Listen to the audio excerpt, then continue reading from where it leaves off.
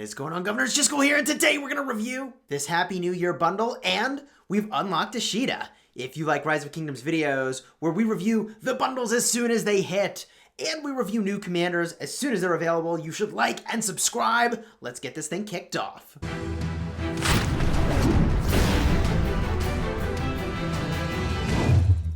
Alright, my friends, for those of you that spend money in this game, or that don't and are just kind of curious, you might be wondering, what do we think of this particular bundle? We purchased it up to the $100 tier just to see what's contained in this bundle, and just at first glance, we already take serious pause at even purchasing this $100 bundle at all. Why is that?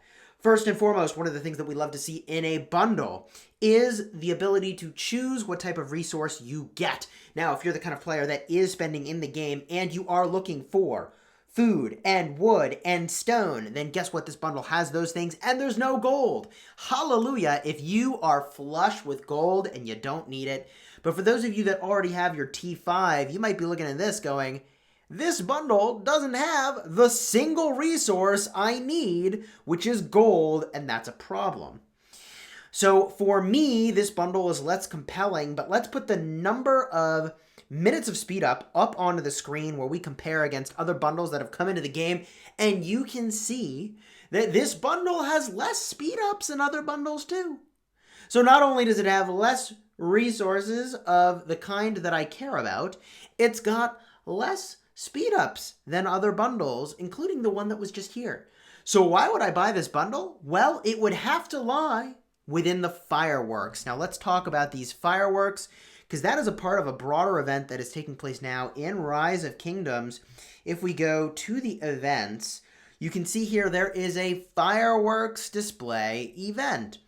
This is a ranked event. You are competing against other people to see, hey, who can light the most fireworks? If you do, you get 20 legendary commander sculptures. So there are potentially some legendary commander sculptures as icing on the cake if you max purchase the bundle, but here's the thing.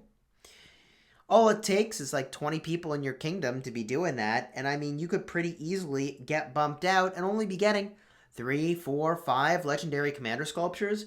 As far as I'm concerned, this small number of legendary commander sculptures does not offset how we feel about the rest of the bundle as a whole, which leads us to the same conclusion we were at before.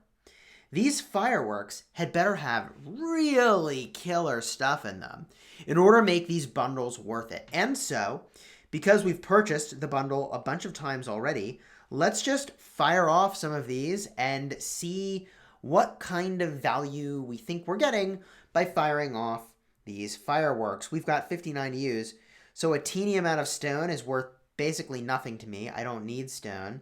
I think that was a 3-hour speed up. I might have missed it. That could be pretty good. Some wood is completely worthless to me. Oh, it's a building speed up, completely worthless to me, and it was only a 60-minute speed up. That's a universal 60-minute speed up, which is fine. A gold key. Okay. A gold key. There's another 60-minute building speed up. A research speed up. Wood. I mean, let's just ignite all 50 and see what this looks like. Here we go. Ignite all. Confirm. All 50 fireworks. There we go. What did we get from this? 2 3-hour training speed ups. 2 gold keys. 4 3-hour speed ups, 3 territorial teleports. That's probably one of the best things in here. 1 3-hour building speed up. I mean, this is, in my opinion, for the money, fairly lackluster. Might this be better than buying War Machine? I guess if you were going to max purchase War Machine, you'd probably max purchase this first.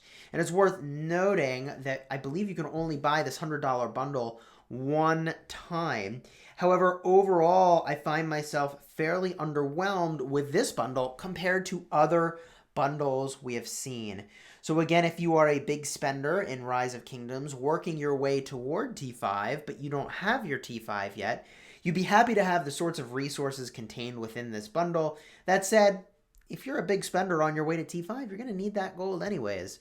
If you're not a big spender and you are an occasional spender, I still feel like you get better value other places, but if you didn't need the gold, at least this bundle didn't have gold to begin with, which is a little bit better for you. It's a little bit better for you if you find yourself flush with gold, and frequently we are.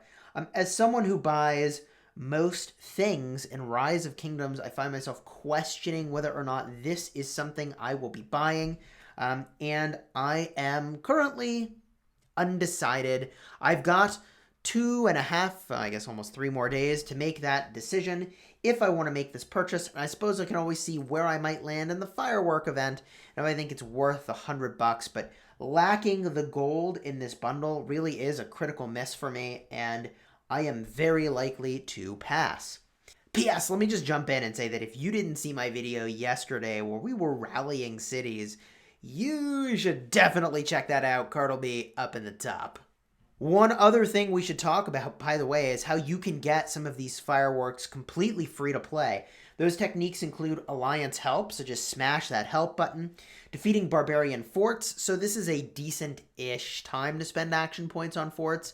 Honestly, like, I don't know, right now we're in, the second zone of the Lost Kingdom, but I'd rather be spending crazy amounts of action point potions further in for Barb Forts, for more honor points. So, yeah, I guess I could go kill Barb Forts, but, like, it's not really a thing I want to do right now.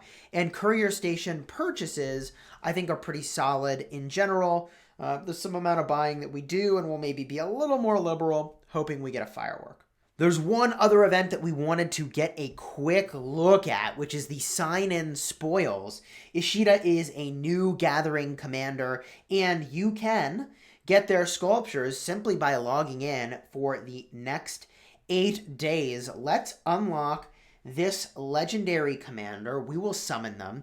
We're, of course, going to purchase the bundle that comes with unlocking a new legendary commander, the Writer of History, and then we'll show you how we would recommend skilling up this commander. So let's give them a summon. Here we go. Bada boom, Ishida. Welcome aboard, buddy. The first skill increases, and this is interesting, the speed of rage gained. The thing is that because they've got multiple skills here related to gathering, the second and the third skill related to gathering, I'm inclined to believe that this commander is not good for combat, they're just good for gathering. If you want to hedge your bets, then you would max the first skill first and then work on the gathering skill. I personally find it highly unlikely I will be using this commander on the battlefield, and for that reason, I'm going to go in, level them up, and unlock the second skill, hoping that extra points do land on this second skill, so that I can at least use them for gathering and get some bonus there. So let me show you what that would look like. We'll go use our experience tomes here to do this, taking them up to level 10, and then from there we're going to go and apply the stars. Bada boom. There's that Writer of History bundle we were talking about earlier. Let's just put our handy dandy Richard I spend a blocker up. We'll spend the $5 here. This might be the most exciting part of this commander. Just kidding. I honestly do think Speed of Rage Gained is a really awesome new mechanic, and I do enjoy the gathering speed boost. I mean, look, the reality is that this game, and war in particular in this game, is all about attrition, and so having resources is a big deal. Gathering speed, honestly, people are probably undervaluing this. Honestly undervaluing this, because it's good. Gathering speed is good. Okay, so, obviously not for fighting, though. Let's drop in some stars on this commander. I guess I'll put 6 stars on them. We'll hit develop. We'll unlock the second skill. And any extra sculptures we get from the event, we will use to try to land as many points as we can over here. We want to use this commander for gathering right away. 5% gathering speed boost for food. 3% for everything else is great. If you were applying the talent points, I mean, sure, we could drop the points in on food over here. And I don't know. I mean, we're not going to use this commander as a primary for a very long time. So this really is sort of a moot point for me. If you were keeping them at level 10, I would say get this Gathering Mastery Wood and max that out first rather than doing this little maneuver I just pulled here. But for me, they're always going to be a secondary, so this is fine. At least certainly until we've maxed this out, and then like maybe we level them up to unlock these skills. Maybe we don't even care all that much. Is that worth the stars to us? We will see. It is worth mentioning that we do expect Ishida will end up in gold keys in about a month from now. So save up your gold keys if you'd like. That way you've got a bunch ready when Ishida ends up in a gold key. We don't know that for sure, but if it's anything like Sundok, that is how that will unfold. So my friends, hopefully you have enjoyed this video. What do you think of the fireworks bundle? Are you going to be buying it? I am honestly on the fence, but I am enjoying the whole fireworks display on my city. That should go on for a really long time, considering we just opened 59 of those fireworks.